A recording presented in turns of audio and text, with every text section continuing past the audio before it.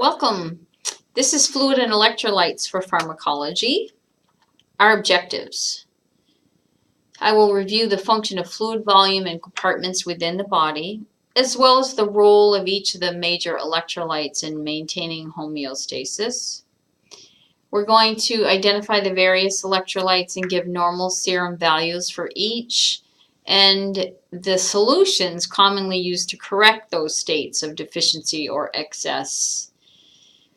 And then the various drugs that we can use to correct those. Our body is composed of 60% water, that of adults. So our adult body weight is 60% water. But the body weight percentage is higher in infants and lower in the elderly. And this puts both of those populations at greater risk for fluid volume deficit. Crystalloids are fluids given IV that supply sodium and water to maintain our blood volume. Crystalloids do contain fluid and electrolytes that are normally in our body, but in varying quantities. And an isotonic solution such as 0.9% normal saline or Ringer's lactate is good for treating dehydration. Colloids inside the blood vessel are too large to pass through the vessel wall, and the result is the onconic pressure draws fluid from those surrounding tissues and other extracellular spaces into the serum or blood vessel. So colloids are good for plasma volume expansion, shock, burns, and moving fluid out of those third spaces. So colloid examples are albumin, is usually 5%. It's produced by our liver naturally, but it's giving extra albumin. And it is contraindicated for heart failure, severe anemia, and renal insufficiency. And there's also dextran, which is a solution of glucose, and it has the same contraindications as albumin. And then hetastarch is a synthetic colloid.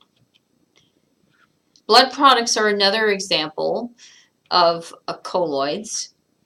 And blood products increase plasma volume for acute blood loss. Fresh frozen plasma is given to increase our clotting factors. So if a patient was supposed to have surgery, but their blood is thinner because maybe they were on one of the new anticoagulants and that it wasn't stopped, so they need emergency surgery, they could have fresh frozen plasma and then have the surgery. Packed red blood cells also have the ability to carry oxygen. Of course, they must be typed and screened to match the blood type, and it also must be checked for pathogens. Back when I first became a nurse in the 80s, HIV was just coming out in the news, and we had lots of patients diagnosed with HIV because they had received blood products that were tainted before they tested for HIV. So safety tips that we need to infuse only with 0.9% normal saline, as dextrose can cause hemolysis of the cells. Now, I looked at the literature and they actually can't find any actual hemolysis that is occurring from dextrose, but it's something that we have always done. We've only used normal saline, and so they don't really want to test it too much. So we will continue to use only 0.9% normal saline to infuse alongside of packed red blood cells and blood products.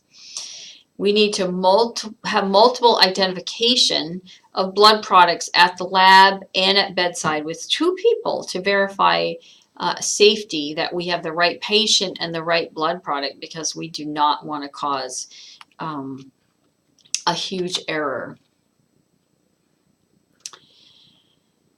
Electrolytes. potassium. So I have a nice acronym for potassium with the word potassium. Potassium sparing diuretics, we need to actually monitor that their potassium goes up. And all other diuretics, we have to monitor that their potassium will come down. We need to monitor their output because if they have a trend in decreasing output, that could mean that it's too much potassium and it's causing problems with their kidneys. They should take oral supplements with food because it is a little irritating to the stomach. We have to watch ACE inhibitors because the potassium level might go up. And if they have dig toxicity, they can get dig toxicity if their potassium is down. Normal serum potassium levels between 3.5 and 5.0. You might even see 5.5 as a normal. We need to have very careful, a high alert with IV potassium. It can also cause a really severe burning on the vessel, cause a lot of pain, so we have to give it very slowly.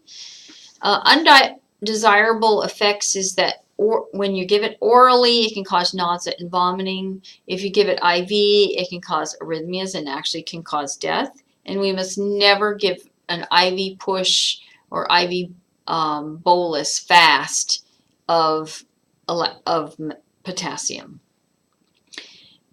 When I first became a nurse, we used to actually mix potassium with our bags of normal saline or whatever the doctor orders. We used to mix it, but because it was such a high alert drug, they decided that that was too dangerous, so now the pharmacy is in charge of doing that. So we give oral potassium for mild hypokalemia and IV if the patient's NPO or they're severely hypokalemic. We don't give more than 10 milliequivalents per hour if the patient's not on a heart monitor. We can give up to 20 milliequivalents per hour for a patient on a cardiac monitor, not milligrams, it's milliequivalents. And if they have hyperkalemia, we can give K-exolate, sodium, polystyrene sulfonate, which K-exolate. So think K is exiting. It exchanges the potassium ion for the sodium ion, and so it makes them poop. It can be given orally via the NG, which is in the book, but K-exolate is also given PO in practice. You just drink it, or you can give a K-exolate enema.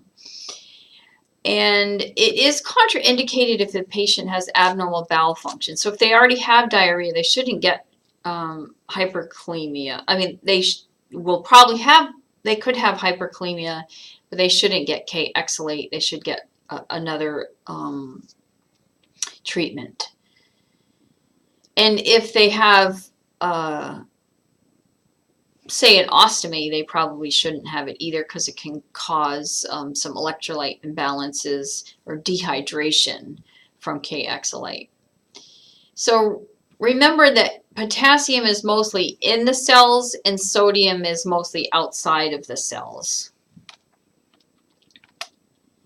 Sodium, hyponatremia, in mild hyponatremia can be treated with oral sodium chloride tablets and or fluid restriction. So if they are hyponatremic, often they've drank too much water, so we have to restrict their free water fluids.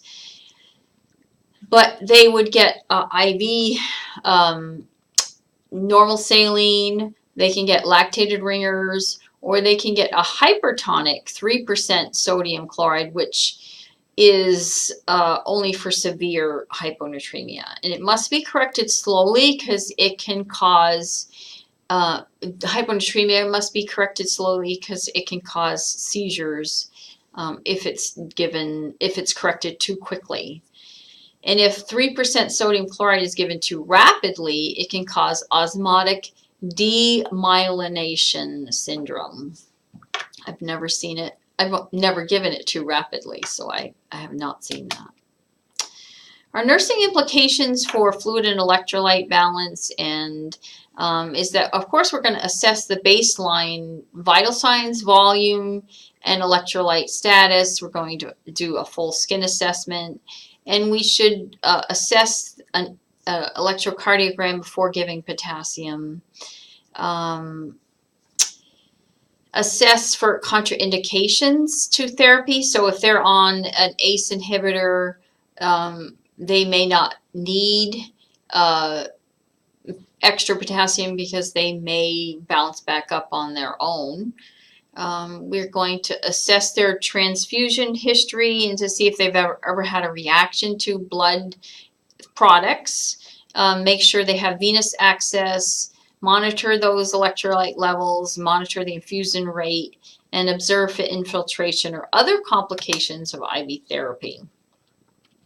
So here is a blood bag, labeled blood bag. It's labeled, it would have the patient's sticker on it with a number, making sure that we have the identifiers, the name, the date of birth, and we have to administer it slowly. Usually blood products we have to administer over at least 3 hours, but we can't go longer than 4 because it can have problems with clotting.